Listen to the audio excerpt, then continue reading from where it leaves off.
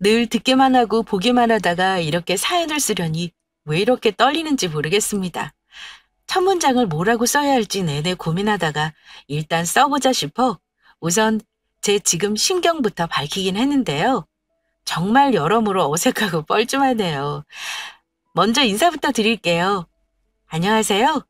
저는 이제 50대에 들어선 대한민국의 중년 남자이자 한 가정의 가장, 그리고 작은 회사의 대표직을 맡고 있는 전인찬이라는 사람입니다.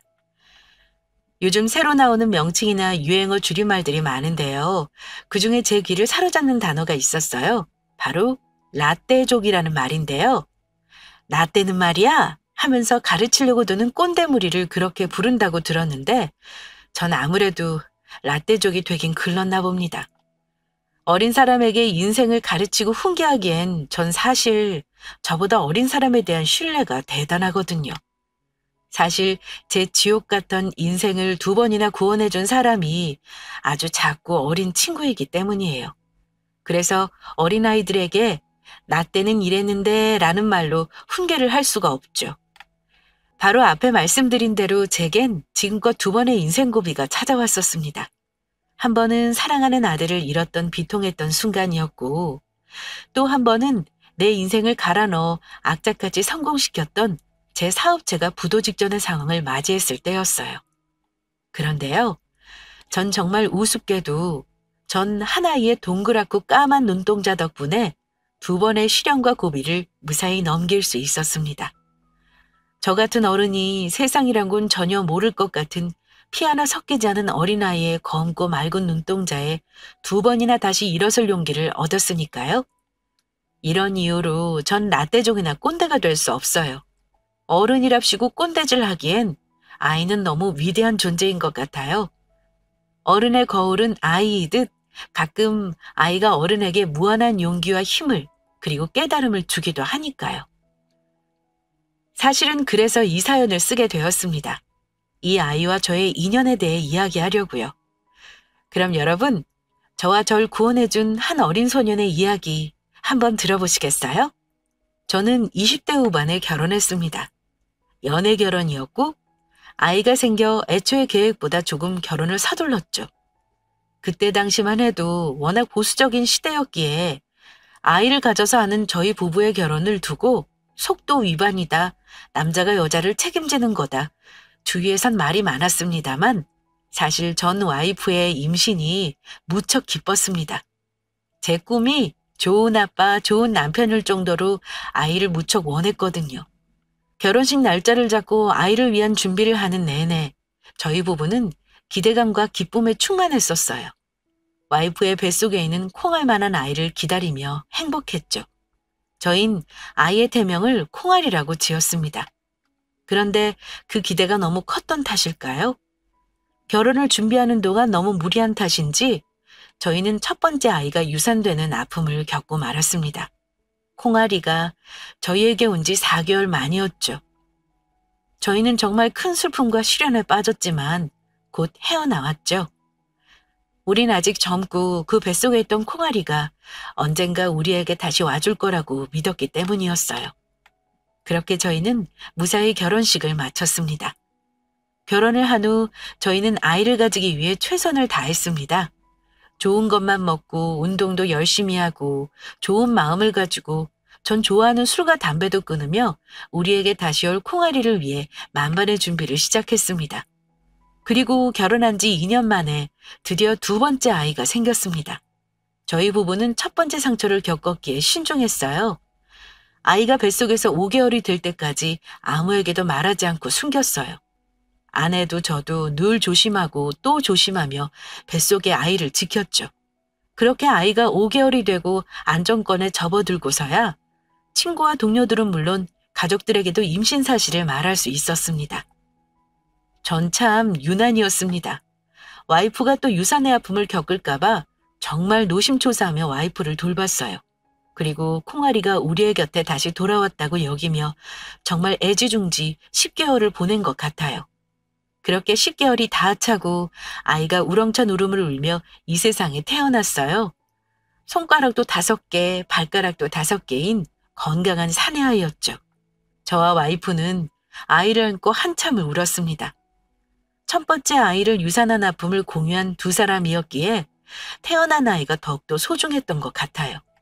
아이에게 전유빈이란 예쁜 이름을 지어줬고 아이도 이름이 마음에 드는지 까르르 웃었습니다. 사실 자식을 향한 아빠의 정이라는 것이 전 후천적으로 생기는 거라고 생각하는 편이었어요. 물론 그 생각은 지금도 변함이 없습니다. 엄마는 아이를 뱃속에서 10달을 키우고 탯줄이란 것이 연결되어 있어 아이와 공감하지만 아빠에게 아이는 그저 부인의 뱃속에 들어있는 작은 생명체 같은 것이 자식이니까요. 한마디로 실감이 안 난다고 할까요? 저도 그랬어요. 처음에는 정말 어안이 벙벙하고 이 쪼글쪼글하고 작은 아이가 정말 내 아이가 맞나 이상한 기분도 낯선 기분도 느꼈어요. 그런데 말입니다. 저는 아이가 처음 제 손가락을 꼭 쥐던 순간을 여전히 잊을 수가 없습니다. 그 작고 보드라운 것이 제 손가락을 쥐면서 방긋 웃었던 그때의 감동은 여전히 제 눈에 선합니다. 낯설고 벙벙한 기운은 순식간에 사라지고 기쁨과 환희가 쓰나미처럼 몰려들었어요. 정말 감동적인 순간이었죠. 제 손을 생명줄이라도 되는 듯 꼭 쥔 작은 손을 보며 전 결심했습니다. 무슨 일이 있더라도 이 아이 하나는 지키겠다고. 이 아이를 위해 남은 인생을 살겠노라고. 아이가 태어나자 저희 부부의 세계는 거짓말처럼 모조리 뒤바뀌었습니다. 나를 중심으로 흘러가던 세상은 아이의 중심으로 자연스럽게 바뀌었고 아이가 웃는 소리에 세상이 밝아지고 아이가 아프면 세상이 무너져 내리는 기분이 느꼈죠. 정말 이 세상이 그 아이로 가득했어요. 밤낮 없이 잠을 자지 못하고 육아에 지치긴 했지만 그 순간마저도 그 행복과 기쁨은 늘 내재되어 있었던 것 같아요. 유빈이는 저희 부부의 사랑을 먹고 무럭무럭 자라났어요. 아이가 젖을 떼고 이유식을 먹기 시작하고 첫 옹알이를 하고 아이가 처음 아빠라고 어설프게 절 불렀던 순간엔 왈칵 눈물이 쏟아졌습니다. 또 아이가 혼자서 처음 세상에 발을 내딛던 순간 정말 잊을 수가 없을 만큼 감격적이었어요. 아이라는 존재가 이렇게 큰 힘이 되어줄 거라곤 정말 상상도 할 수가 없었는데 자식이라는 게 정말 어마무시한 존재더군요. 전 그 순간들을 모두 영상으로 기록하고 남겼어요. 아이가 크면 보여주려는 마음도 있었지만 저 또한 그 아름답고 경이로운 순간들을 잊고 싶지 않았거든요. 그때 그 기분을 되새김질하면 어떠한 시련도 이겨낼 수 있을 것 같았기 때문이에요. 아이가 어린이집에 들어가고 또 친구가 생기고 발이 커져서 전에 샀던 신발이 맞지 않고 그렇게 아이는 아쉬울 만큼 빠르게 자라갔고 어느덧 5살이 되었습니다. 아, 그리고 아이가 참 복덩이구나 생각했던 게 그때 제 사업이 잭팟을 터뜨렸어요. 중국에서 수입한 아이템이 대박을 쳤거든요. 정말 모든 것이 완벽했습니다. 불안할 정도로 행복한 시간들이었습니다. 그리고 그 형체 없던 불안은 커다랗고 시커먼 실체가 되어 저희 앞에 들이닥치게 됩니다. 바로 아이의 갑작스런 교통사고 때문이었어요. 그날 저는 참 분주했습니다. 정말 개인적인 전화 한 통 받을 새 없이 바빴죠. 밀려드는 주문에 정말 행복한 비명을 지르고 있었습니다. 아마 제 기억엔 하늘이 찢어질 듯이 맑았던 날이었던 것 같아요. 예, 사장님, 50만 개요? 아, 그렇게 많이요? 그게 수량이 좀 많아서 시일이 좀 필요합니다. 아, 아닙니다. 그래도 일주일 안에 가능하죠. 네네, 감사합니다. 계약금 입금되면 곧바로 발주하겠습니다. 예, 예, 연락 주십시오. 전화를 끊자마자 거액의 계약금이 입금되었다는 것을 확인했습니다. 전 정말 입이 찢어졌어요. 이러다가 금방 재벌되겠는데요, 사장님? 그러게, 우리 아들 미국 유학도 시킬 수 있겠어? 너스레를 떨며 직원을 향해 허허 웃고 있는데 사색이 된 비서가 제 사무실로 뛰어들어왔습니다. 사장님, 빨리 병원으로 가보셔야겠는데요. 전 비서의 표정에서 심상찮음을 느끼고 물었죠. 어? 왜? 무슨 일인데? 아드님께서. 비서의 입에서 나온 말에 심장이 덜컥 내려앉았습니다. 저는 그 길로 비서가 일러준 병원으로 달려갔습니다. 그 시간이 얼마나 길고 초조하던지 마치 지옥문으로 향하는 길 같았어요. 저는 황급히 수술실로 뛰어갔습니다. 그런데 이미 유빈이는 수술실로 들어가 있었고 와이프는 바닥에 쓰러지듯 찬바닥에 앉아 의자에 상체를 걸친 채였어요. 여보, 이게 무슨 일이야? 저의 다급한 음성에 와이프는 혼이 빠진 멍한 눈으로 절 쳐다봤어요. 여보, 우리 유빈이 어떡해? 날 어떡해? 와이프는 그 자리에서 통곡하며 울기 시작했습니다. 저는 다급한 눈으로 수술실을 바라봤고요. 뉴스에서 흔히들 보는 뺑소니 사고였어요. 어린이집에서 나간 소풍길이었고 규정 속도를 지키지 않고 달려오던 승용차가 신호를 지켜 건너고 있던 우리 유빈이를 친 거예요. 불행 중 다행으로 뺑소니차는 금방 잡혔지만 그렇다고 해서 그 뺑소니범이 유빈이를 살려낼 수는 없었죠. 유빈이는 그 조그만 내장이 파열되어 결국 수술실에서 아주 소중한 숨을 거두었습니다. 저의 하늘이 한순간에 무너져 내렸습니다. 아이로 가득하던 제 아름답던 성은 모조리 황폐해져 버렸습니다. 처음엔 유빈이가 세상을, 우리 부부의 곁을 떠났다는 사실을 믿을 수 없었고, 다음엔 아이를 죽인 그 뺑소니 운전자를 향해 극심한 분노를 느꼈어요. 합의를 해달라고 가족이 찾아왔을 때 저는 정말로 강한 분노를 주체하지 못하고 발광했습니다. 합의를 안 해주시면 구형이 더 세다고 해서 부탁 좀 드려요. 뭐가 어쩌고 어째요? 그럼 우리 애는 살아 돌아온답니까? 이런 말씀 너무 죄송하지만 산 사람은 살아야겠기에 이렇게 무례를 무릅쓰고 찾아왔습니다. 제발 우리 애 아빠 한 번만 살려주세요. 그 뻔뻔한 얼굴에 찬물을 끼얹고도 분이 풀리지 않았죠. 신호 위반에 속도 위반, 게다가 뺑소니까지. 저는 제 아이의 목숨을 빼앗아간 그 파렴치한을 절대로 용서하지 않겠다고 다짐하며 절대 합의는 없다고 말하고 그 자리를 박차고 나왔죠. 그렇게 나오고 나니 이제야 유빈이가 우리 곁에 없다는 사실이 실감나더군요. 집으로 돌아가도 이젠 유빈이의 밝은 목소리를 들을 수가 없고 유빈이의 그 젖비린내를 맡을 수도 없고 유빈이를 안을 수도 만질 수도 없다는 사실이 거세게 제게 들이닥쳤습니다. 저는 무너져 내렸습니다. 정말 폐인처럼 하루하루를 술로 보냈습니다.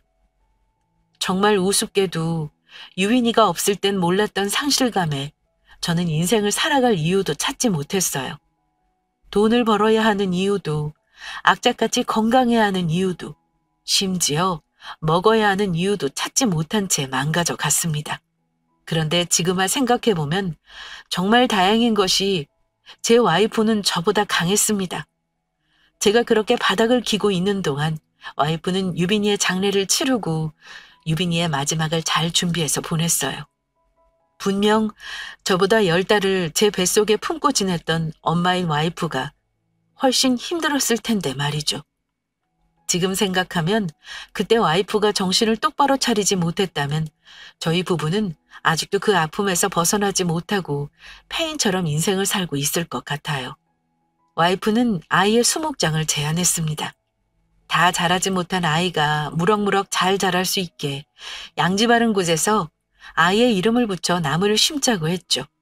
저는 동의했고 그렇게 작고 소중했던 내 아들 유빈이는 경기도 한 곳에 아주 작은 나무 아래 묻혔습니다. 아이를 잃은 부모의 심정이란 직접 겪어보지 못하면 알지 못하는 아픔이죠. 저희 부부도 그랬습니다.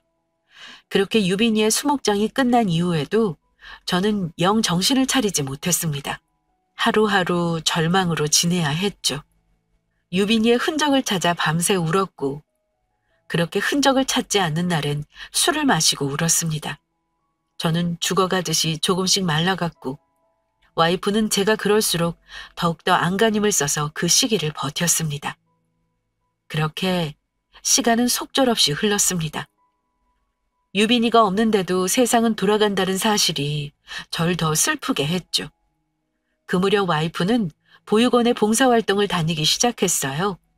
유빈이와 같은 또래 부모에게 버림받은 아이들을 돌보면서 자신의 그 극악한 슬픔을 달래고 있었던 거죠.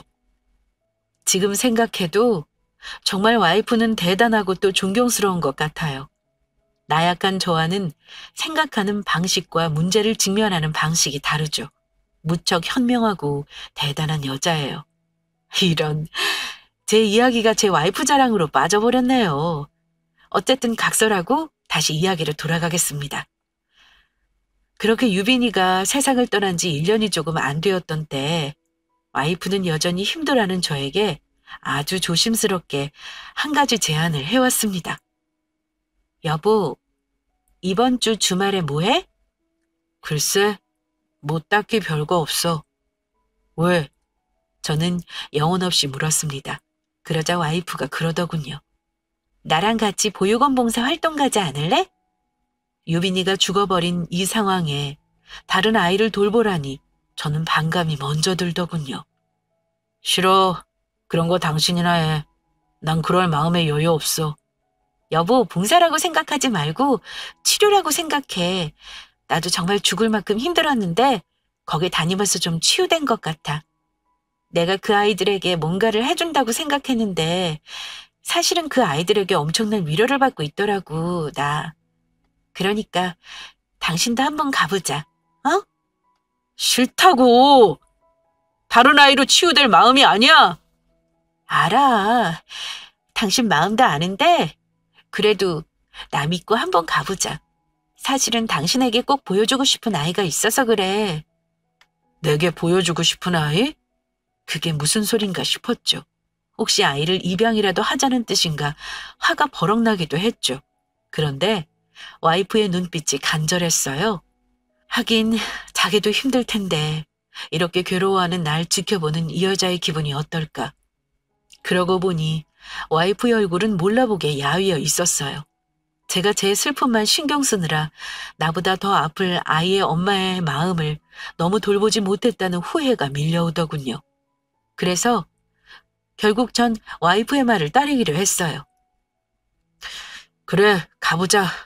어딜 가든 지옥일 텐데 지금보다 더 나빠질 것도 없겠지. 그렇게 회의적인 마음으로 그날 주말 전 와이프를 따라 보육원을 방문했어요.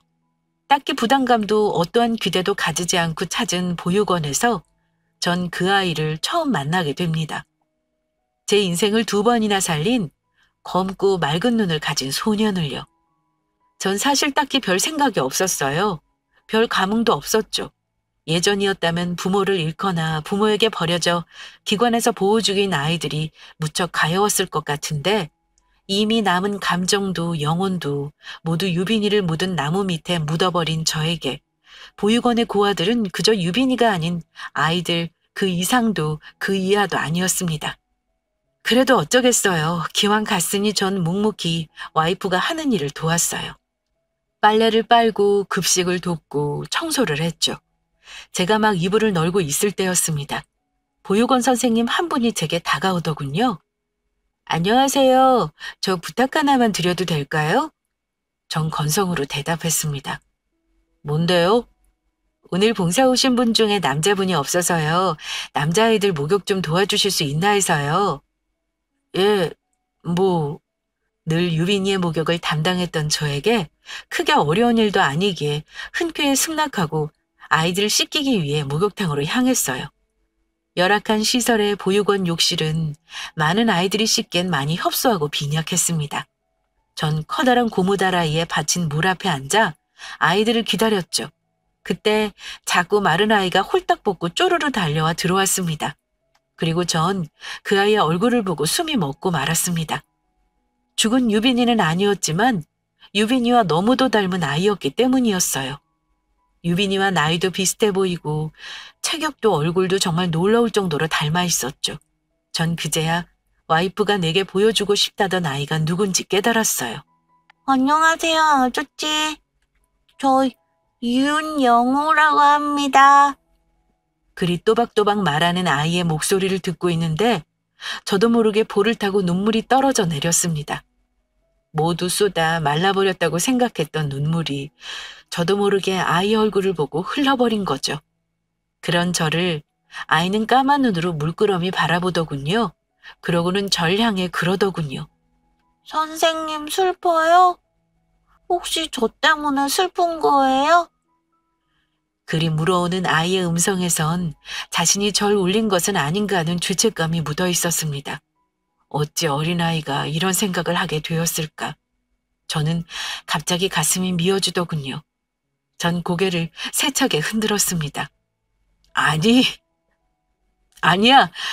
갑자기 아저씨가 슬픈 생각이 나서 그래. 그러자 아이는 안심한 듯 잠시 고개를 끄덕이다가 그 고사리 같은 손으로 제 얼굴에 흐른 눈물을 닦아주며 말했습니다. 아저씨, 슬프지 마세요. 슬픔은 여기가 아파요. 톡톡 제 가슴을 두드리며 절 위로하는 그 아이의 따뜻한 손길에 저는 정말 이상한 위로를 받았어요. 그리고 전 왈칵 울음을 쏟아내고 말았습니다. 제가 정말 아이처럼 세상이 떠나갈 듯 울자 아이가 그 작은 몸으로 절 안더군요. 그리고 토닥토닥 제 등을 두드렸습니다. 정말 아무 말도 없이요. 순간 아이에게서 유빈이의 살냄새가 나더군요. 그 뽀송뽀송하고 고소한 듯 달콤하고 비릿한 그 냄새. 저는 아이를 꼭 안고 창피한지도 모르고 울어버렸습니다.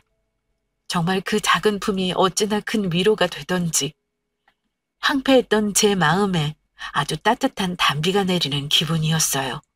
이 아이가 유빈이를 대신할 순 없겠지만 그 아이의 존재만으로도 제겐 큰 위로이자 구원이었어요. 그 따뜻한 품이, 어설프게 톡톡 제 등을 두드리는 손이 얼마나 따뜻했는지, 제 다 골마터진 상처를 위로했는지 겪어보지 않은 사람은 모르실 거예요. 그렇게 10분쯤 울었을까요? 저는 아이를 쳐다봤어요. 아이는 저를 안타까이 내려다보고 있더군요. 그 까맣고 맑은 눈동자에 눈물 범벅이 된 제가 비쳤습니다. 이름이 영우라고 했니? 네, 윤영우예요. 고맙다. 고맙다, 영우야. 아저씨, 이제 안 슬퍼요? 응, 이제 안 슬퍼. 그 순간 상처를 모두 치유할 순 없겠지만 처음으로 받는 가슴 가득한 위로의 시간이었어요. 제가 고개를 끄덕이자 아이가 슬쩍 제 눈치를 살피며 그러더군요. 그럼 저 씻겨주세요. 이제 추워요. 저는 그제야 아이가 홀딱 벗고 있다는 사실을 깨달았습니다. 아이고, 아저씨가 미안. 얼른 씻자. 이리 와, 영우. 저는 유빈이를 씻기듯 영우를 정성껏 씻겼습니다. 그런데 영우는 늘 사랑만 받고 자라던 유빈이와는 달랐죠. 혹시 제 옷에 물이 튈까, 자기 때문에 힘들진 않을까 항시 눈치를 살피는 모습이었습니다. 어쩌면 나이답지 않게 어른스러운 이 아이가 고아이기에 눈치를 보는 것에 익숙하기에 어른들의 기분을 살피는 것에 너무도 능숙하기에 그러지 않으면 버림받을지도 모른다는 생각 때문은 아닐까. 가슴이 아파 어금니를 씹어야 했어요. 그렇게 저는 와이프와 봉사를 마치고 집으로 돌아왔습니다. 와이프는 퉁퉁 부은 제 눈을 보고도 무슨 일이 있었냐고 묻지도 않았고 그저 아무런 말을 하지 않았어요. 그날 밤 저는 잠을 설쳤습니다. 자꾸만 영호의 얼굴이 아른거렸어요. 그 아이의 검은 눈동자가 영영 사라지지 않을 듯 제 심장에 박혀버린 거죠.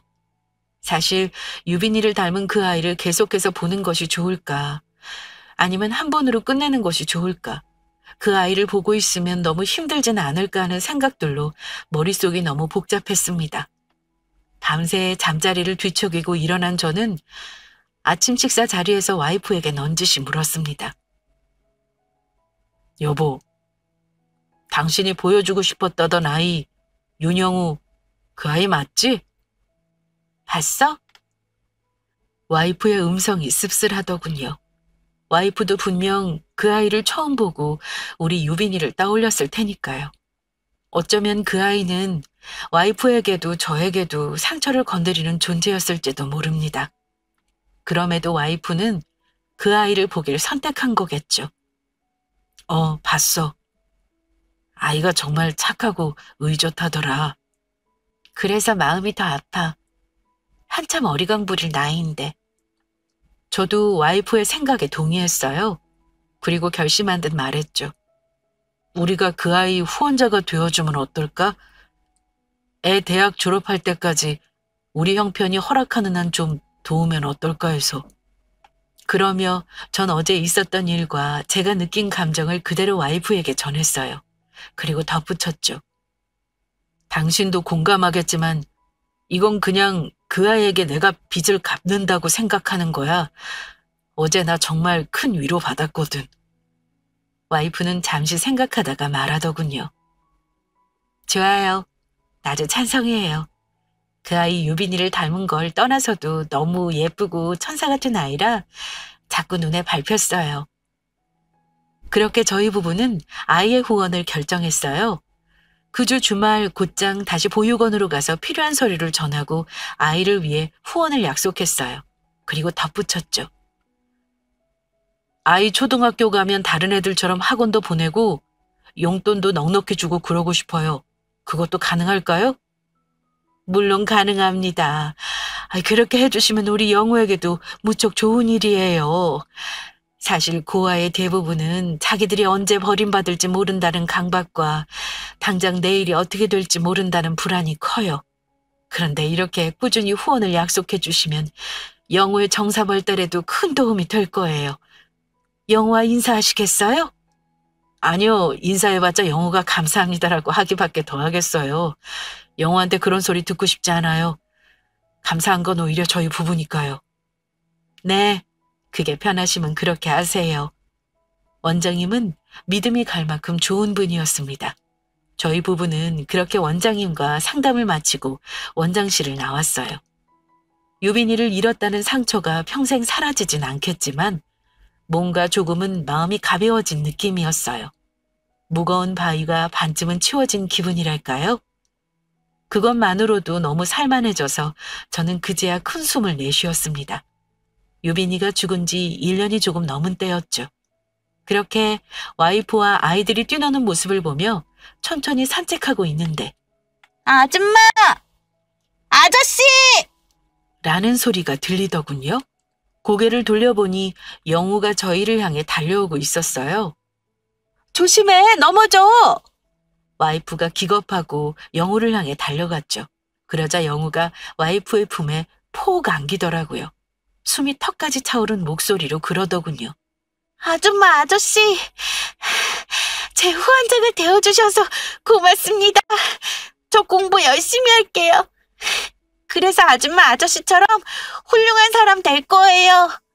자료를 보니 이제 6살이던데 어떻게 저런 의젓한 말을 할 수가 있을까요?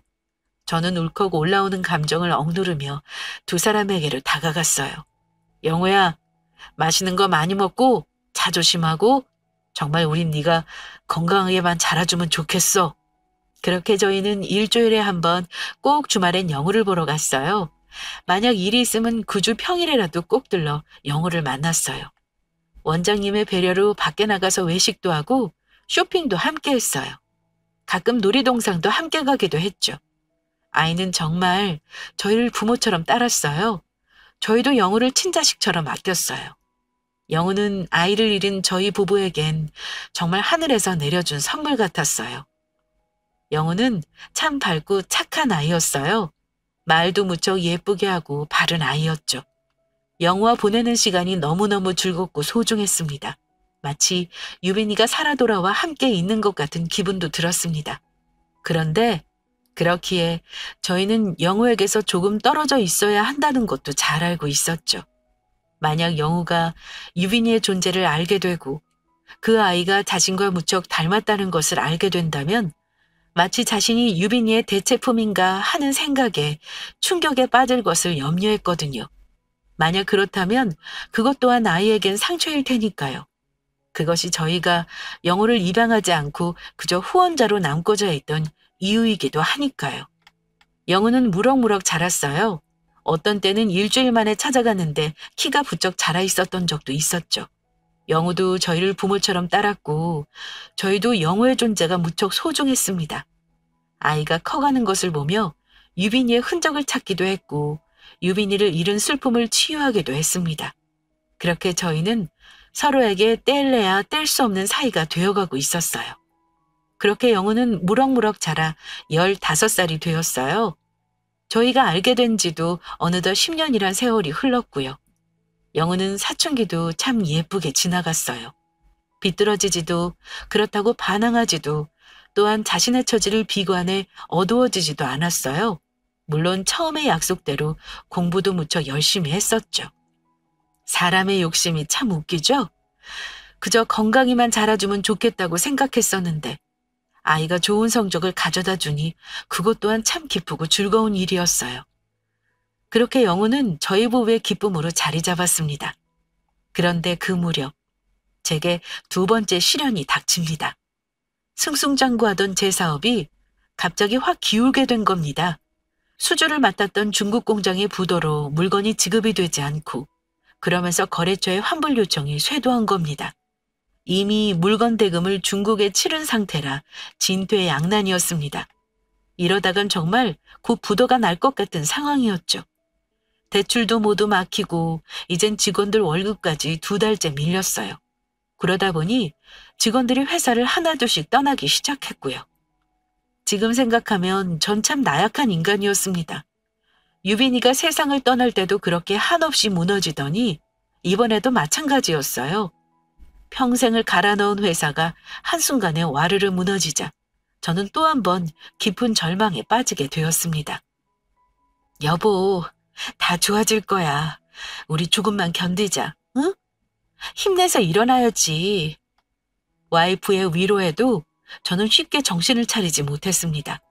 그런데 단 하나, 이것만큼은 하고 있었어요. 바로 영우 후원이었습니다. 여보, 곧 영우 후원금 보내는 날 아니야? 소주를 기울이다 제가 묻자 와이프가 고개를 끄덕끄덕 하더군요. 무슨 일이 있어도 영어 학원이랑 학교는 보내야지. 모자라더라도 금액은 보내줘. 그렇게 할게. 당연히 그래야지. 와이프도 동조하더군요. 제가 소주를 술잔에 부으며 말했습니다. 그래. 힘들다고 자식 굶기는 부모는 없으니까. 내가 보육원에 전화해서 금액이 좀 모자라다고 말할게. 그래, 고마워.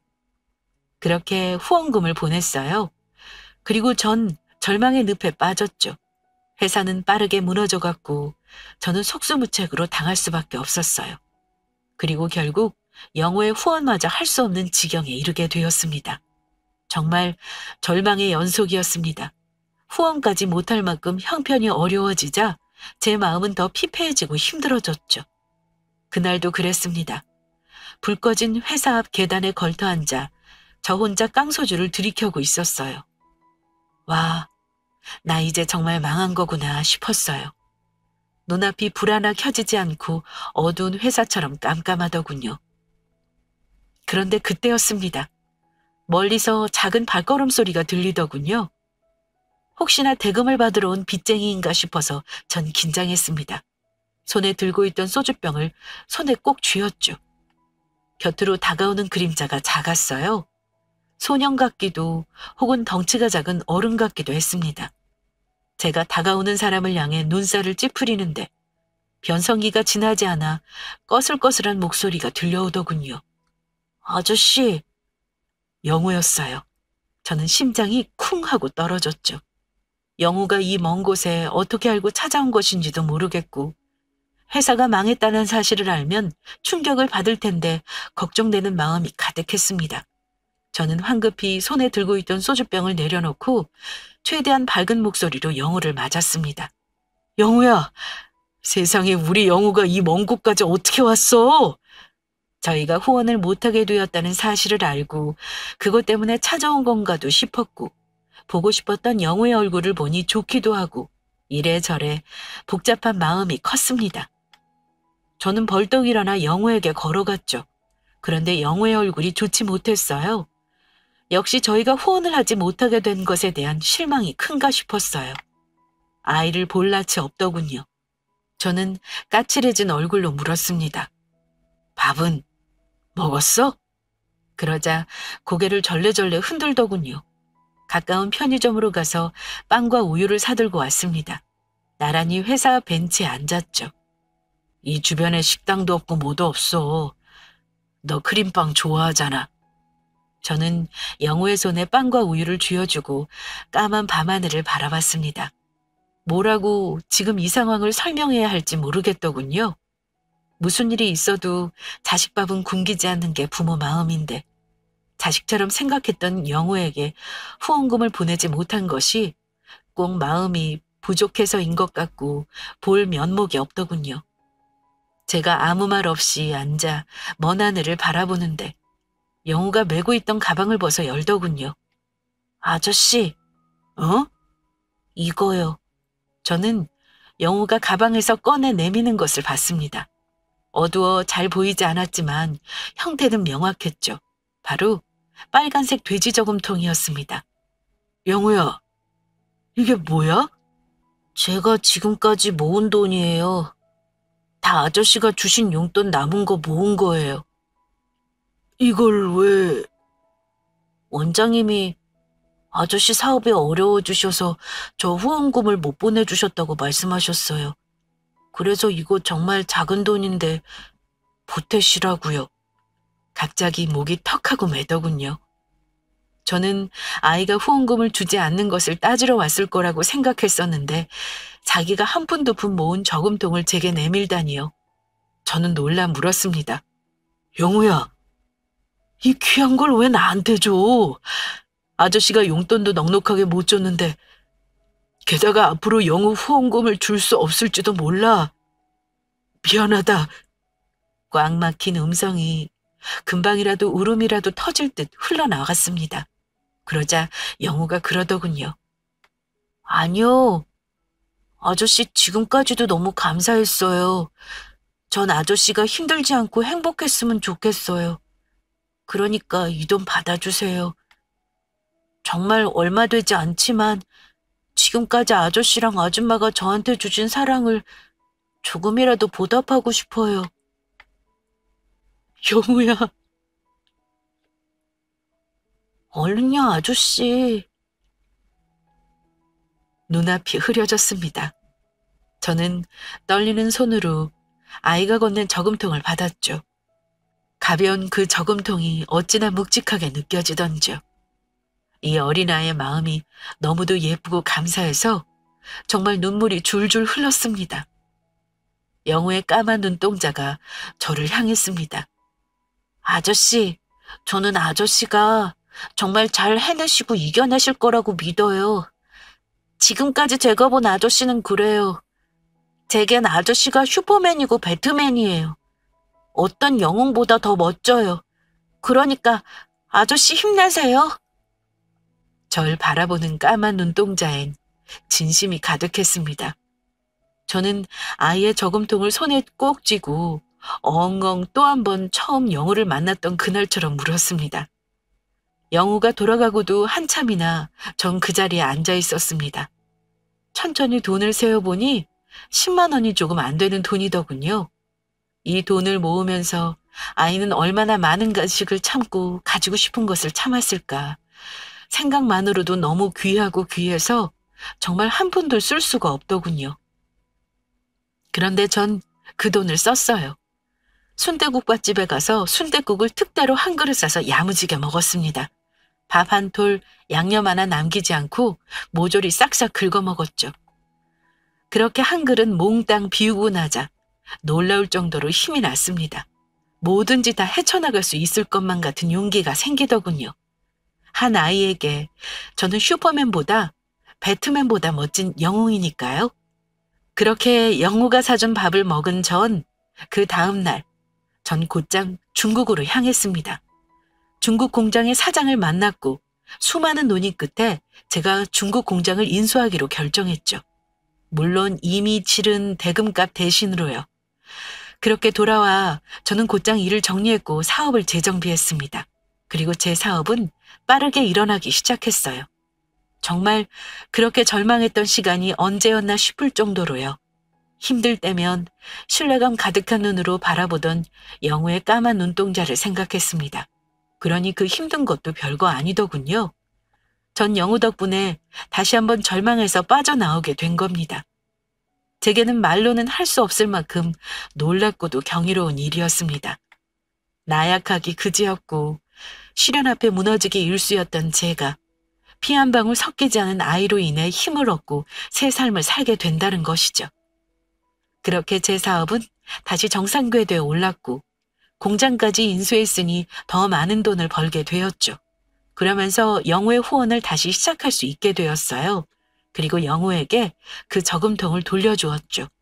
지폐로 꽉꽉 채워서요. 이건 이자다 요놈아 하자 영우가 환하게 웃더군요. 그렇게 인연을 이어온 것이 벌써 15년. 영우는 이제 정말 많이 컸어요. 키도 180이 넘고 얼굴도 훤칠하게 아주 미남이 되었죠. 그런데요. 이 녀석이 이번에 정말 좋은 대학에 장학금까지 받으며 입학하게 되었다지 뭡니까. 그리고 그 합격 통지서를 들고 저희 집에 찾아왔더군요. 아저씨, 아줌마, 덕분에 좋은 대학에 갈 수 있게 되었습니다. 정말 감사합니다. 아니다. 우리가 고맙다. 와이프가 영우 손을 꼭 잡으며 눈물을 보이더군요. 늘 강하던 와이프가 울 줄은 꿈에도 몰랐죠. 그런데 영우가 그러더군요. 아저씨, 아줌마, 저 이제 두 분 아버지, 어머니라고 부르면 안 돼요? 그 말에 저도 와이프도 펑펑 울었습니다. 어쩌면 영우의 입에서 그 말을 듣고 싶었던 거였죠. 얼마 전 영우는 윤영우가 아닌 전영우가 되었어요. 아이에게 유빈이의 존재도 알리고 입양을 하고 싶다고 말했는데 영우는 정말 의젓하게 그 상황을 받아들이며 저도 두 분의 법적 아들이 되고 싶다고 하더군요. 그렇게 저는 아들이 생겼어요. 우리 영우가 이번에도 과수석을 했답니다. 이 녀석이 얼마나 똑똑하고 착한지 정말 하루하루가 행복합니다. 사실 영우는 늘 저희에게 감사하다고 하지만 정말 감사한 건 저예요. 그 어린아이로 제 인생 두 번의 지옥을 탈출했고 그 어린아이로 인해 제가 조금 더 단단해질 수 있었으니까요. 우리는 그렇게 서로가 서로를 구원해준 서로의 구원자인 셈인 거죠. 어쩌면 어린 나이에 죽은 우리 유빈이가 자기 대신 보낸 선물은 아닐까 가끔 생각합니다. 여러분, 제 이야기 어떠셨나요? 전 이야기를 쓰면서도 몇 번이나 울컥해 눈물을 흘렸습니다. 남자들은 갱년기가 빨리 온다던데 갱년기인가 싶기도 하고 참 주책 많네요. 지금까지 제 이야기 들어주셔서 감사합니다. 오늘도 행복하시고 즐거이 보내십시오. 안녕하세요. 임신 8개월 차 임산부입니다. 사연을 듣다 보면 다들 나이, 성별 이런 걸로 자기소개를 시작하더라고요. 그런데 전 임산부라는 사실을 꼭 알리고 시작하고 싶었습니다. 결혼하고 5년이 넘어가도록 임신이 되지 않아 몸고생, 마음고생 다 했거든요. 마음을 비우고 아이가 없는 게 팔자인가 생각할 무렵 시험관이 아닌 자연으로 아이가 생겼어요. 그동안 수고와 노력이 아쉽지 않게 지금 너무 행복한 하루하루를 살고 있습니다. 지금까지 오는데 너무 힘들었어요. 무엇보다 힘든 저와 남편에게 응원이 아닌 유난 떤다고 말씀하시며 비난하신 시어머님 덕분에 자존감도 많이 갉아먹었네요. 그래도 든든하게 곁을 지켜준 남편과 더 이상 속상하게 살지 말라고 찾아와준 천사 같은 아이 때문에 행복한 하루하루를 살고 있어요. 지난 일 사연으로 훌훌 털어버리고 이제 더 이상 속상하지 않고 당당하게 살고 싶어 사연을 보냅니다. 그리고 혹시 저처럼 아이가 잘 생기지 않고 속상하거나 마음고생 하신다면 위로가 되었으면 해요. 제 마음이 잘 전해지길 소망하며 서툴지만 사연 전해볼게요. 결혼하고 1년 자연 임신을 위해 열심히 노력했는데 잘 생기지 않았어요. 30대 초반에 결혼해서 자연으로 생기는 걸 기다리긴 힘들 수 있다는 결론을 내렸어요. 불임이 별게 아니더라고요. 사지 말짱하고 건강하니까 저와 상관없다 생각했거든요. 그런데 그것도 아니었어요. 정상적인 부부관계를 피임 없이 해도 1년이 지나 생기지 않는다면 그게 불임이니까요. 저와 남편이 딱 그랬죠. 워낙 둘 다 아이를 좋아해서 결혼하면 아이 갖기가 결혼 계획 중 하나였어요. 그런데 한 달, 두 달을 넘기 시작했을 무렵부터 조바심이 났습니다. 이미 결혼한 친구들 보면 첫째는 20대 후반에 결혼해서 그런지 빠르게 가졌거든요. 저와 비슷한 나이에 둘째를 갖는 친구들도 둘째 계획을 하곤 5달을 넘기지 않고 임신 소식을 알려줬어요. 물론 계획하지 않고 어느 날 갑작스럽게 임신 소식을 전하는 친구도 있었죠. 그에 반면 저는 달랐어요. 배란기를 확인해가며 열심히 노력했는데 1년이 지나도 소식이 없어서 시험관 시술을 하기로 결정했습니다. 시간을 마냥 보내기엔 남편이나 제 나이가 어린 게 아니었거든요. 그리고 아이는 둘 정도는 낳고 싶었어요. 그래서 둘째도 생각한다면 하루라도 빠르게 임신을 해야 했죠. 그래서 난임 판정을 받고 시험관 시술을 결정했어요. 다행히 확률이 높지 않았는데 첫 시험관을 시행하고 피검사를 했을 때 수치가 임신으로 나왔어요. 피검사를 하면 임신 호르몬 수치로 임신 여부를 판단한대요. 전과 다르게 수치가 다르게 나오는 걸 확인할 수 있었죠. 그땐 정말 모든 걸 다 가진 것 같았어요. 자연 임신은 어려웠지만 그래도 시험관으로 단번에 성공하는 거면 나쁘지 않다. 역시 자연 임신 고집 안 부리고 시험관으로 돌리길 잘했어. 라는 기대감도 있었죠. 그리고 시험관은 대부분 쌍둥이로 임신할 확률이 높았어요. 둘을 낳을 생각이었고 나이도 있어서 이왕 이렇게 된 거 힘들어도 한 번에 쌍둥이라면? 모든 고민 끝! 정말 예쁘게 낳아서 잘 키워야지. 남편과 가장 행복했던 시간으로 기억돼요. 시험관을 하고 피검사로 수치를 확인하면 초음파가 아기집을 확인하고 심장 소리를 듣는 순으로 진행이 되거든요. 두근거리는 마음으로 아기집이 제 뱃속에 자리를 잡고 심장 소리를 들으러 갈 수 있는 날을 기다렸어요. 약 2주의 시간이었던 것 같은데 시간이 참 안 흐른다고 생각했죠. 일란성일까 이란성일까 행복한 상상을 했던 저와 남편. 길고 긴 싸움이 될 거라는 걸 그땐 정말 예상하지 못했습니다. 선생님, 어때요? 아기집 보여요? 아직 너무 일러요? 다음 주에 와야 할까요? 잠깐만요. 원래 착상이 잘 되었다면 보여야 하는데 아무리 찾아도 안 보이네요. 그렇다고 생리를 한 것도 아니고 며칠 더 지켜봐야 할 것 같은데. 아무래도 이번에도 임신은 어려운 걸로 보여요. 며칠 지나 다행히 생리 안 한다면 희망이 있지만 혹시 그 전에 생리할 수 있으니 마음의 준비는 하고 계신 게 나을 것 같아요? 에이, 선생님 무섭게 말씀하지 마세요. 그래도 임신 확률이 아예 없는 건 아니죠. 아직 생리한 것도 아니고 더 늦게 발견되는 경우도 있는 거 맞죠? 그쵸? 그래요, 선생님. 아직 확실한 거 아닌 거 아니에요? 그러다가 아기집 확인되면 혹시나 저희가 실망할까 봐 그렇게 말씀하셨다 하실 거죠? 그런 거죠? 설레는 마음으로 남편은 월차도 내었어요. 처음 아기집을 확인하고 심장 소리를 듣는 역사적인 날 함께하고 싶다고요. 하지만 저와 남편의 마음과 전혀 다른 답을 들어야 했습니다. 자궁 외 임신일 수 있고 진행 단계에서 이상이 있을 수 있다는 소리를 들어야 했죠. 자연 시도로 임신 가능성조차 없었기에 이 상황이 많이 당혹스러웠어요. 임신이라는 게 멀고도 험한 길이라는 걸 처음 안 거죠. 수정이 되고 엄마 몸에 변화가 일어나기만 해도 호르몬 수치는 변할 수 있대요. 사실 착상을 하고 임신을 한 와중에도 3개월을 조심하라는 건 자연 유산되는 경우도 많기 때문이고요. 차분히 설명해 주시는 의사 선생님은 생각보다 진지했어요. 저희가 마음 상할까 봐 배려해 주신 부분도 있지만 시험관 시술 자체가 희망 고문에 가까울 수 있다는 현실을 직시하게 만들어 주셨거든요. 저도 좋은 소식을 전하고 싶어요. 요즘 세상에 인구 절벽이다라는 소리 많이 하잖아요. 임신 안 하려는 신혼부부가 많다는데 이렇게 임신하려고 애쓰는 부부 보면 감사하고 산부인과 의사로 보람되죠. 그래도 마냥 좋은 소리만 할 수 없는 게 또 제 위치예요. 한 번만에 성공하시는 분도 있지만 10년 넘게 아직도 저희 난임 클리닉 다니시는 경우도 있으니까요. 제가 해드릴 수 있는 말은 지치지 않고 꾸준히 갈 수 있는 마음 그거 하나라는 걸 전해드리고 싶습니다.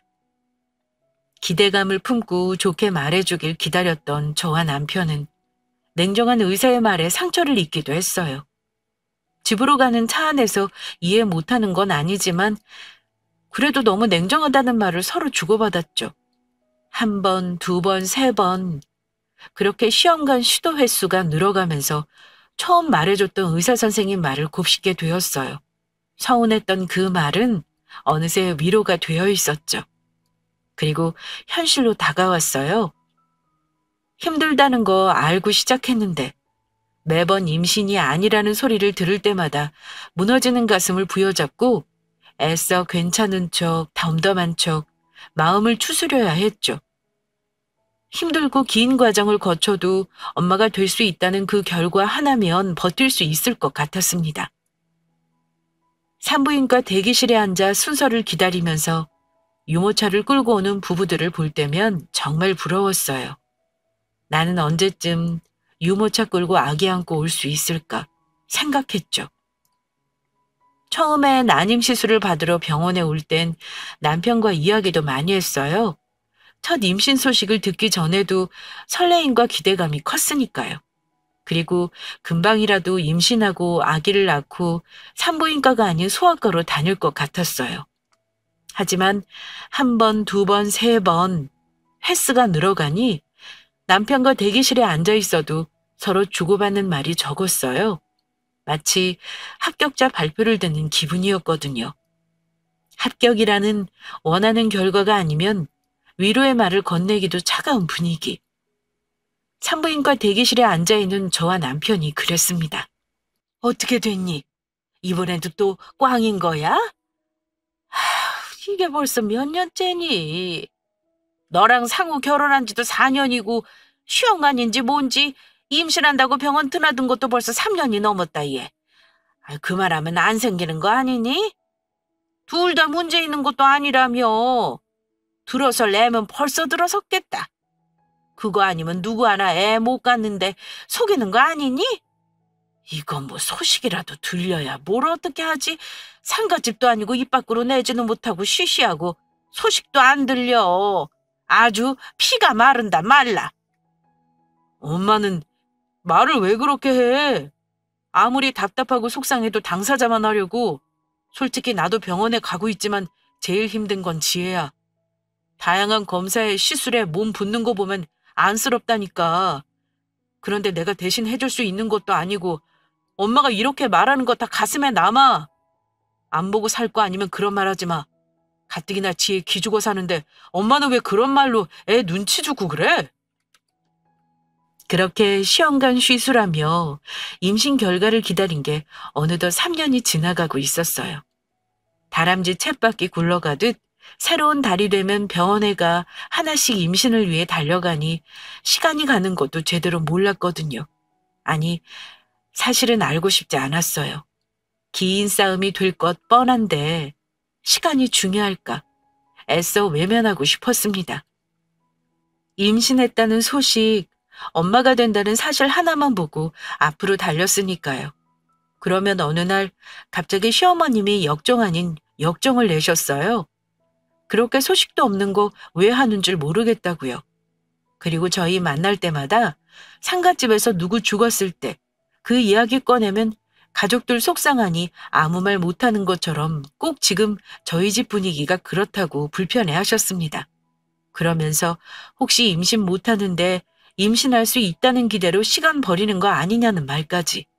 정말 비수에 꽂히는 말들은 다 하신 것 같아요. 입 다물고 있었냐고요? 네, 그랬어요. 시험관 시술 3년 차쯤 되니 자존감을 갉아먹게 되었거든요. 건강상 이상이 있는 것도 아니라는데 아이는 들어서지 않고 소속이 없으니 답답했어요. 처음 시험관 시술 때 호르몬 수치가 올라갔던 적 이외엔 3년이 다 되도록 비슷하게 소식이 들렸던 적도 없었습니다. 정말 껍데기만 있는 채 버티고 있었다는 말이 그때 저를 표현하기 정확할 것 같아요. 어떻게 보면 산송장이 따로 없었죠. 거듭되는 시험관 시술에 저는 저도 모르게 지쳐가고 있었거든요. 지금은 그때 시어머님이 했던 말을 토시도 빼먹지 않고 사연으로 전하면서 화가 나요. 근데 정말 그땐 아무 말도 할 수 없었어요. 애 못난 죄인처럼 고개를 숙이고 있을 뿐이었죠. 그런 저를 대신해 화를 낸 건 남편이었습니다. 옆에 사람들은 말이라도 하지만 속상하고 몸도 상하는 건 저라고요. 그러니 그런 말 마시라고 단호하게 말해주는 남편이 참 고마웠습니다. 얘, 울어? 우니? 누가 보면 이 시애미가 시집살이 시키는 줄 알겠다. 누가 너 시집살이 시키려고 그러니? 그렇게 안 생기니까 내가 볼 때도 너 힘들고 아파 보이고 밝고 화냈던 애가 생기 없이 풀 죽어 있으니까 안쓰러워 그러지. 누가 애 낳으라고 등 떠밀든? 애 없어도 니네 둘만 잘 살면 된다고 그렇게 말했잖아. 곧 죽어도 애 낳는다고 돈은 돈대로 써, 몸은 몸대로 버려, 시간은 시간대로 가. 지난 3년간 니네 여행은 갔다 온 적 있니? 부부 사이 대화는 제대로 하고? 거봐, 대답 못하지? 그게 그런 거다. 희망 고문이 뭐 별거야? 임신할 수 있을 거란 기대로 시간 버리고 돈 버리는 거지.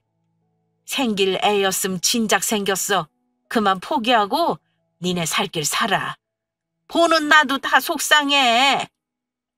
제 편을 들어주는 남편 때문에 시어머님 앞에서 대성통곡했거든요.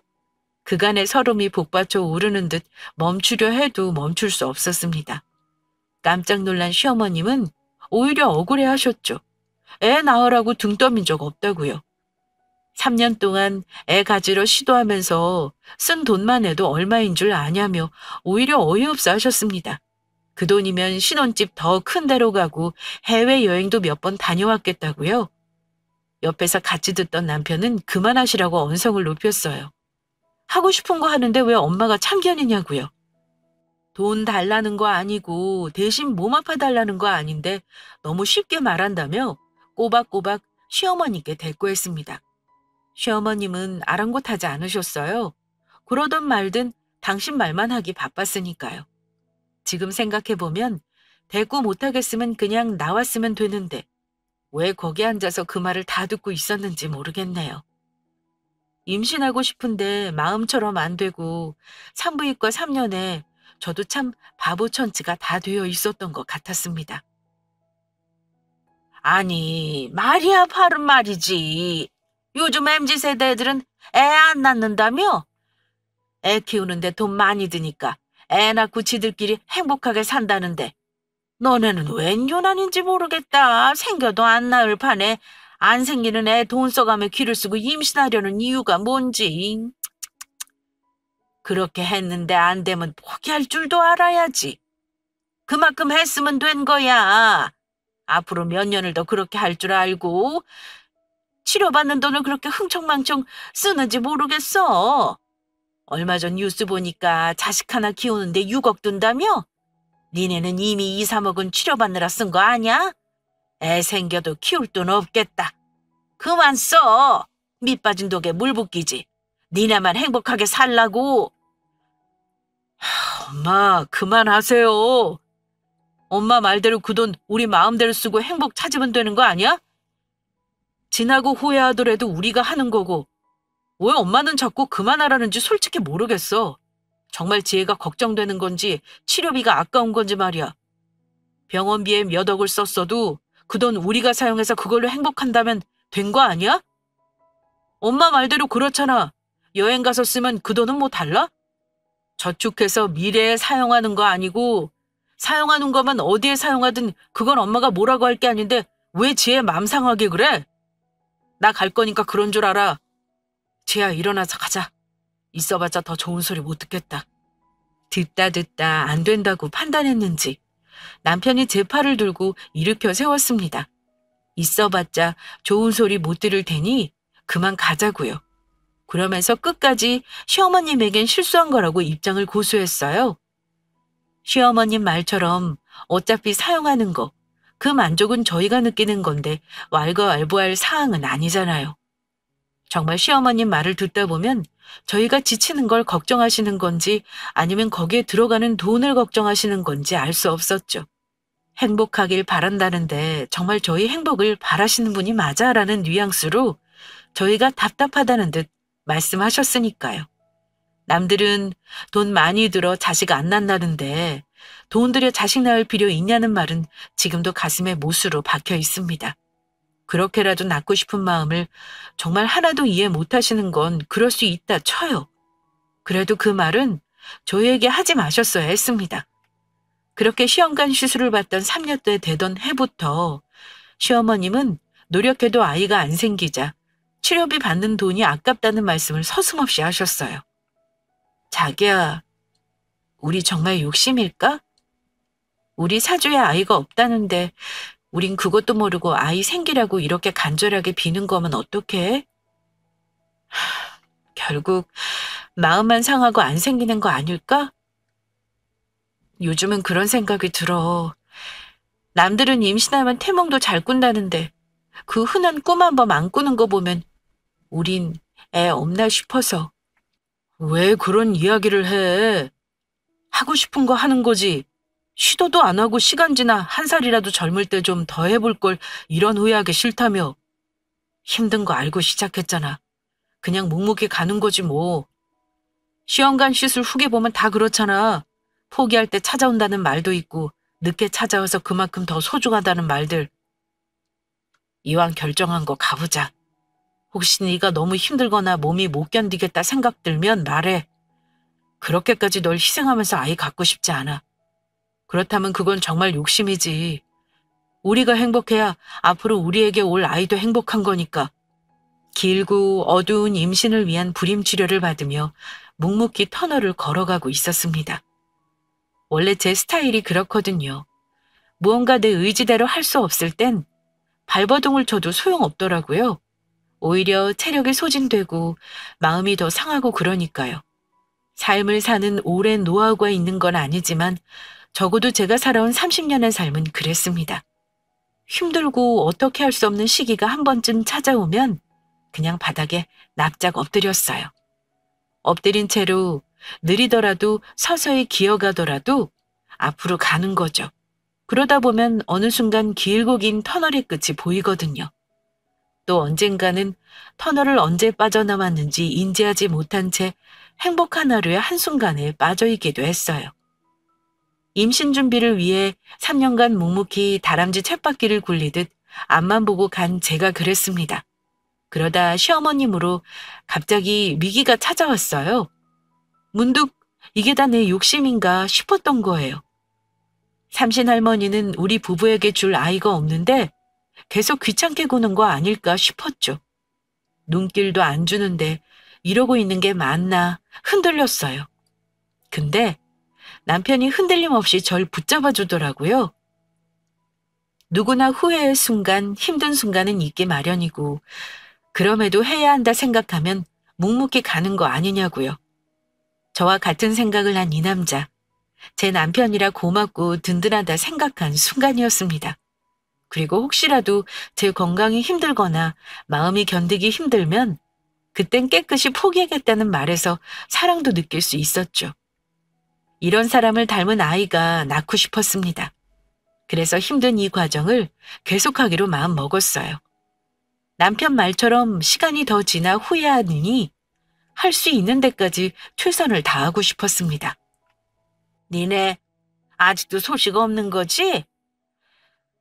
지난번 말 끝내고도 3개월이 더 지났다. 뭔 고집을 그렇게 부리는지 지들만 행복하게 살면 되는 거지. 안 생기는 애 만드느라 돈 써. 마음은 마음대로 지쳐. 대체 누굴 위해 그렇게 기를 쓰고 고집피는지 모르겠다. 내 말 서운하게 듣지 말고 다 니네 생각해서 하는 말이니까 안 생기는 애 억지로 만들지 말고 이미 있는 애한테 잘하라는 거지. 괜히 엄마한테 돈 쓰고 고생하니까 내 답답해서 하는 소리다. 애미가 돼서 그런 소리도 못하니? 내가 남이야? 자식한테 이런 소리도 눈치 보고 해야 할 정도로? 아이고 아이고, 애 못 낳는 며느리가 상전이다 상전이야. 있는 애? 있는 애가 어딨다고 엄마는 이상한 소리 하고 그래? 애가 있었으면 나랑 지혜가 산부인과 다니며 치료받고 있겠어? 뭔 말이 되는 소리를 해야지. 장손 유학 간단다. 우리 하나밖에 없는 장손. 애가 고등학생인데 벌써 지 하고 싶은 거 찾아서 유학 가서 공부 더 하고 박사학위도 따고 온다잖니. 얼마나 기특해. 아니 그렇잖아. 생기지 않는데 억지로 돈 쓰는 것보다 돈 필요한 장손에게 주면 좋은 거 아니야? 옛날에는 다 그랬어. 형제가 괜히 형제니? 다 한 뱃속에서 이어졌으니 다 같은 형제인 게지. 내 자식이 없으면 형애가 내 애고 그런 거지. 니네가 너무 되지도 않는데 큰돈 써가며 돈 날리고 몸은 몸대로 고생하니 이야기하는 거다. 똑똑히 생각해야지. 안 그러니? 엄마, 그게 무슨 소리야? 형애가 왜 내 애야? 엄연히 다르지? 무슨 말도 안 되는 소리 하려고 앉으라 한 거야? 아, 왜 이래? 뭐 잘못 먹었어? 안 해도 될 소리 우리 엄마 너무 하시네.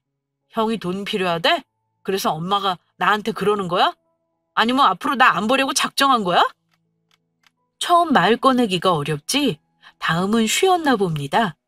3년이 지나 뭐하고 힘들게 애 갔는데 돈 쓰냐고 말 꺼낸 시어머님은 그 후로도 틈만 나면 힘들게 뭐 하는 짓인지 모르겠다는 말을 하셨어요.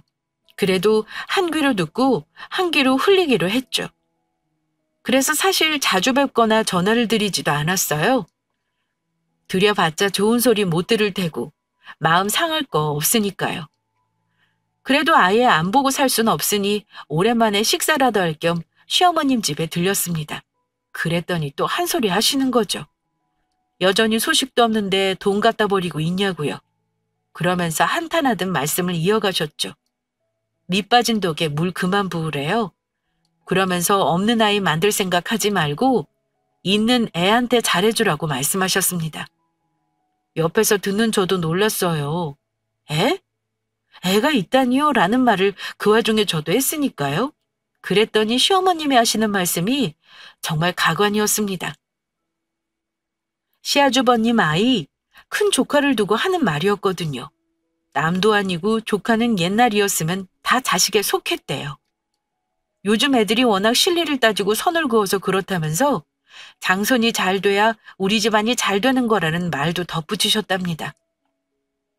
뭘 그렇게 화를 내고 그러니?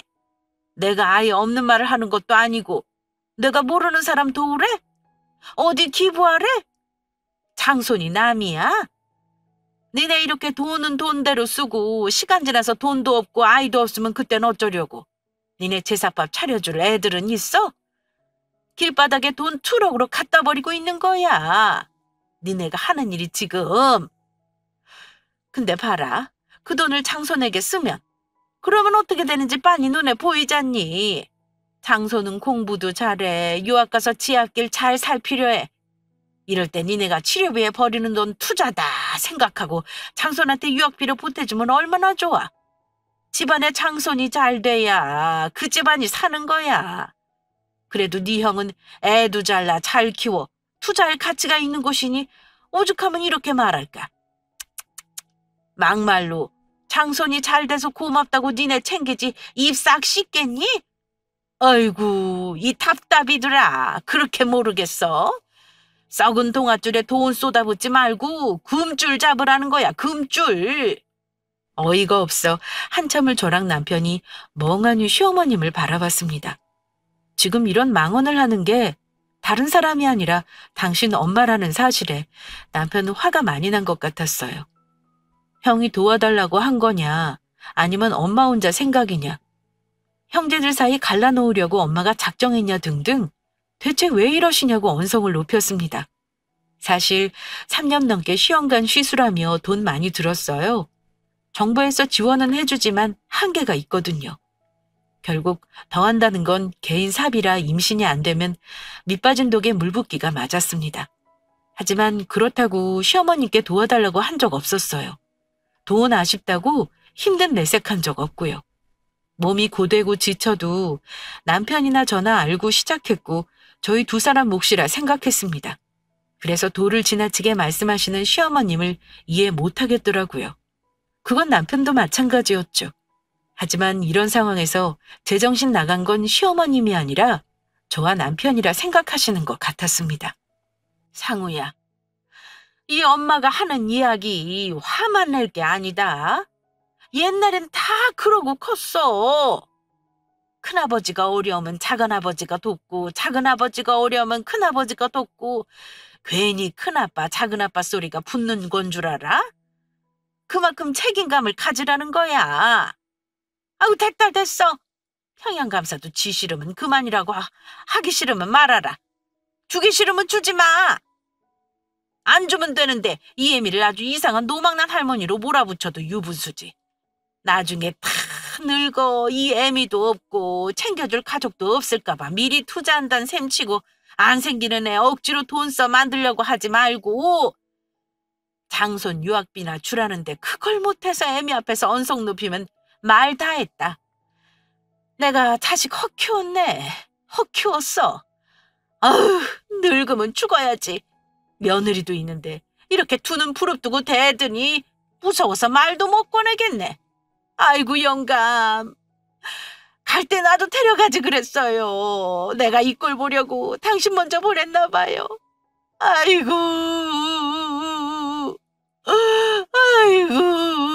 아이고. 시어머님은 정말 작정이라도 하신 듯 저와 남편에게 쏟아 부으셨습니다. 기분 나빠 주기 싫으면 안 주면 그만이지 애미 앞에서 언성 높인다고 버릇없다고 죽는 소리 하셨어요. 정말 마지막엔 이런 꼴 보려고 시아버님 먼저 보내고 살아있는 건지 서글프다며 곡소리를 하셨으니까요. 시아버님 일찍 보내고 힘들게 두 형제 키웠어도 형제 오해 하나 좋은 거 그거 하나 애미의 희망이었는데 결혼 잘 못해 이 사단 났다며 마지막엔 저까지 싸잡아 뭐라고 하셨습니다. 진짜 미친 소리가 따로 없었어요. 버릇없다고 하실 수 있지만 정말 어디서 개소리가 이렇게 시끄럽게 지저대나 그런 생각이 들었거든요. 남편은 제가 중간에 껴 같이 욕먹으니 제 얼굴 봐서 더 크게 언성 높이고 그만하시라고 대드는 거 알죠? 왜 모르겠어요. 그런데 전 정말 어이가 없더라고요. 시어머니 병원비 저희가 내주고 있었거든요. 크게 아프신 건 아니에요. 70대 어르신들이 그런 것처럼 무릎 연골 아프시고 고혈압, 당뇨 같은 질환 있으셔서 꾸준하게 병원 관리 받으셔야 하죠. 물리치료도 매번 받으시고 약도 챙겨 드시면서 시즌마다 건강검진도 받으세요. 몇 년 전 심혈관 질환 우려가 있어서 시술도 받으셨는데 그 비용도 저희가 내주었거든요. 시아주버님이요? 그 잘난 장손 학원비에 올인한다고 가족 모임 있을 때마다 죽는 소리 해댔어요. 저희는 아직 애 없어서 여유 있는 거라며 시어머님 병원비엔 한 푼도 보탤 형편이 안 된다는 걸 우회적으로 말씀하셨죠. 저희는 꼭 여유 없는 거 아니라는 거 알지만 알아도 모르는 척 그냥 시어머님 병원비 내드리고 있었어요. 같은 자식인데 누가 더 내면 어떻고 안 내면 어때라는 마음을 가지고 있었거든요. 그리고 최소한 미안한 척이라도 하면 나중에는 또 다르겠지 하는 기대도 조금 있었고요. 그런데 그 모든 게 소용없다는 걸 시어머님이 말씀하시는 걸로 알게 되었습니다. 그냥 저와 남편은 시아주버님이나 시어머님이나 둘에겐 호구로 보였던 거죠. 이렇게 해도 흥, 저렇게 해도 흥, 죽는 소리 하면 해달라는 대로 해주겠지 싶은 마음 같았어요. 그렇지 않고서야 이런 말을 어떻게 서슴없이 하지 싶었거든요. 저희 부부가 아이 낳고 싶어서 치료받는 돈이나 시어머님 병원비로 나가는 돈이나 엇비슷했어요. 저흰 한 달에 나가는 비용이 어느 정도 정해져 있으면 시어머님은 1년 통계로 봤을 때 검사, 약, 병원비 등등이 얼추 비슷했거든요. 정말 돈은 돈대로 쓰고 인간 대접 못 받는다는 게 저희를 두고 한다는 걸 그때 깨달았죠. 그리고 더는 그런 취급당하며 악담 듣고 기죽어 살고 싶지 않았거든요. 시어머님 말대로 돈은 돈대로 쓰고 남는 것도 없는 이 집 왜 하냐 싶었거든요. 자기야, 화 그만 내. 어머님 말씀 들어보니 말씀 틀린 거 하나 없어. 우리가 너무 순진하고 착하게만 산 것 같아. 머리도 굴리고 상황도 살피고 해야 하는데 말이야. 지혜야, 그게 무슨 말이야? 화 많이 났어? 내 아들이지만 정말 눈치 없다. 이래서 여자들끼리 이야기해야 하나 봐. 안 그래? 지혜야? 예. 지금 네 마누라 하는 말 못 들었니? 내 말 하나도 틀린 거 없다잖니. 지혜는 내 이야기 듣고 계산 다 끝낸 것 같은데 너는 아직도 네 마누라 눈치 보고 이애미한테 눈 부릅뜨고 대들 생각부터 하는 거지? 이러니 아들 키워 필요 없단 소리 하는 거야. 안 그래, 지혜야? 어머님 말씀이 구구절절 다 맞아요. 왜 돈은 돈대로 쓰고 마음은 마음대로 상하는지 저 이제 안 그러려고요. 어차피 저희 애 생기는데 돈 쓰는 거 이해 못 하시니 어머님도 나이 들어 여기저기 아프신 거 당연한 거고 사람은 누구나 태어나면 죽는 건데 병원비 내드리는 거 의미 있나 싶어요. 어차피 돌아가실 텐데 버리는 돈 뭐하러 쓰나 싶네요. 그 돈이면 맛있는 것도 사 먹고 여행도 다니고 했을 텐데. 어머님 병원비 내드리느라 저 결혼하고 지금까지 여행 한번 마음대로 못 갔거든요. 이제 안 그러려고요. 이제 보고 살지 말아요, 어머님. 장남 장손 늘 그렇게 안타까워 감싸고 두시니 장남한테 병원비 달라고 하시고 장손한테 제사밥 챙겨 드시면 될 것 같아요. 저 먼저 가볼게요. 쟤가 지금 미쳤나? 예! 거기 안 서? 뭘 가봐? 제사밥? 어차피 돌아가실 거? 너 이리 안 와? 남편은 제 옆에서 제가 차분히 하는 말을 다 듣고 있었어요. 말리는 제스처 하나도 안 하더라고요. 다급한 상황이라 생각해서 상의할 겨를도 없었어요. 하지만 단 한 가지는 분명히 알 수 있었습니다. 남편도 제 생각과 같을 거라는 거 말이죠. 제 말이 끝나고 저를 따라 나왔거든요. 나도 이 사람 생각에 동의해. 엄마는 형이랑 살아야 할 것 같아 라고 말이죠. 이건 사실 싸우는 거 의미 없잖아요. 결혼하고 시험관 3년 하는 거 이상으로 자연임신 시도했던 그 해에도 어머님 병원비를 내주고 있었거든요. 그런 건 안중에도 없더라고요. 그런 걸 전혀 생각하지 못하시고 저희 임신 안 되는데 애쓴다고 말씀하신 거죠. 그렇게 저희 부부는 시댁이랑 연을 끊었습니다. 시어머님이요? 난리도 그런 난리가 없으셨죠. 맨발로 뛰어나오셔서 저희 차 타는데도 악다구니 쓰셨거든요. 저희는 할 도리 했는데 들은 건 욕밖에 없어 더 못해드린다는 입장을 고수하고 연 끊었죠. 씁쓸한 마음을 달랠 겸 시어머니께 드리던 병원비로 첫 여행을 떠났어요. 그동안 산부인과, 집, 공원, 시내 이런 일상으로 살았는데 강원도 바다 보러 가니 숨이 탁 트이는 거 있죠? 여행도 많이 가본 사람이 간다는데 연애 때도 많은 여행지 못 다녔어요. 결혼하고도 마찬가지였죠. 그래서 남들 바다 보러 간다면 가는 강원도가 그렇게 가고 싶었습니다. 막상 가니 왜 사람들이 동해바다 하는지 알 것 같았어요. 깊고 푸른 바다는 파란 하늘과 어우러져 한 폭의 그림 같았거든요. 깊이가 있는 바다라 파도 소리도 선명하게 들었죠. 아무것도 하지 않고 바다를 보고 서 있는데 힐링되는 느낌을 받았습니다. 바다가 저에게 위로의 따뜻한 말을 건네는 것 같았거든요. 조바심 내고 쉬지 않고 앞만 보고 달린 지난 시간이 대견하다고 말이에요. 이젠 좀 편하게 가도 돼라고 위로해 주는 것 같았습니다. 몸 지치는 거 모르고 시간 더 지나면 몸도 나이도 먹고 임신하기 더 힘들어진다는 것만 생각했던 것 같아요. 신기하게 시어머님이랑 연 끊고 마음의 평화를 찾았어요. 시댁 가면 늘 우리 장손하는 시어머님의 성화에 저도 모르게 대를 이어야 한다는 압박을 받고 있었나 봐요. 그리고 그러지 못한다는 현실에 늘 기가 죽었던 거죠. 대놓고 저에게 말씀하신 건 아니지만 분위기에 저도 모르게 많이 위축되었던 것 같아요. 알아요. 어쩜 자격지심일 수 있다는 건 말이에요.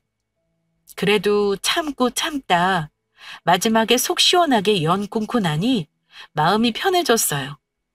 그리고 정말 신기하게 거짓말처럼 시어머님한테 속 시원하게 쏟아붓고 나온 지 정확히 3개월 뒤, 그렇게 기다리던 임신 소식을 들을 수 있었습니다.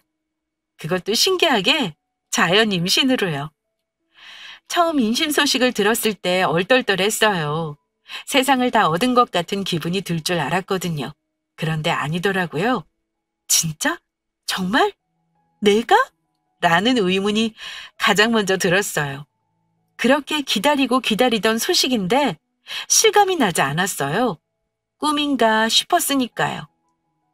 그 다음엔 여기에? 이 작은 배에? 아기가 자리 잡았다고? 싶으면서 눈시울이 붉어졌습니다. 가슴이 벅차 올랐거든요. 나에게 찾아온 작은 생명에게 너무 고맙고 감사했어요. 이 작은 생명을 책임지고 키워야 한다는 사명감은 이루 말할 수 없었고요. 세월이 아무리 흘러도 임신 소식을 들었을 때 그 웅장했던 마음의 울림은 오랫동안 기억에 남을 것 같아요. 산부인과에 누워 아기집을 확인하고 심장 소리를 듣던 날, 남편과 전 두 손을 꽉 잡았습니다. 이제 시작이라는 사실. 그렇게 스타트선에 서고 싶었는데 설 수 없던 그 마음이 와 닿았다는 게 감사했거든요. 물론 임신만큼 육아 과정도 쉽지 않다는 걸 알아요. 알고 있지만 아이를 낳고 키우면서 많이 흔들리고 힘들어 하겠죠. 그때마다 이 사연 저장해놓고 들으려고요. 내가 얼마나 너를 원했고 힘들게 가졌는데 라는 생각으로 마음을 다잡으려 합니다. 그리고 또 하나. 이제 꽃길만 걸으라고 임신한 거 축하한다고 많은 분들이 응원해준다는 것도 믿고 있었거든요. 힘들고 긴 터널을 걸어와서 그런가 많은 사람에게 축하받고 응원도 좀 받고 싶습니다.